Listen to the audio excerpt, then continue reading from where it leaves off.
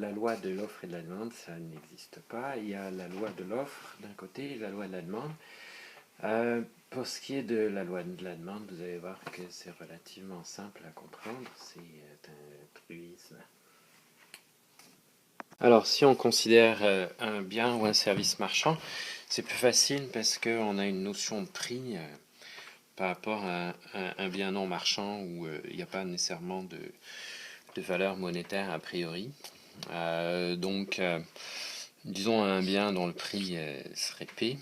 Alors, la plupart des individus, enfin normalement, on va avoir tendance, pour la plupart des biens aussi, au moins les biens normaux, à considérer le prix. Puis plus le prix est élevé, moins on va être intéressé par le bien. Donc, associé à un prix élevé, vous avez une quantité demandée qui est faible. Et évidemment, c'est l'inverse. Si le prix est faible, à ce moment-là, on en demande davantage.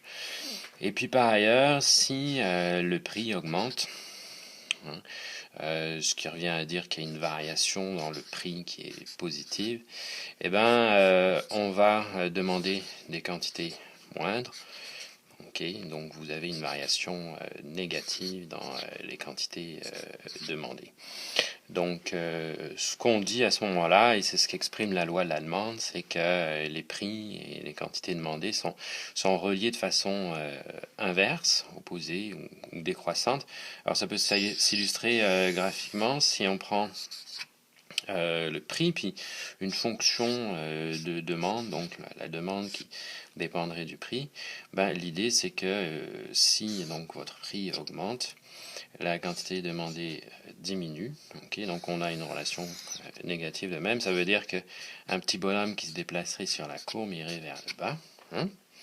Et donc dans notre exemple ici, si par exemple le prix passe de 1 à 2 dollars, l'individu va réduire sa quantité demandée. Donc on se déplace le long de la courbe. Alors c'est ça qu'exprime la loi de la demande. Il n'y a rien de dogmatique là-dedans, c'est assez intuitif.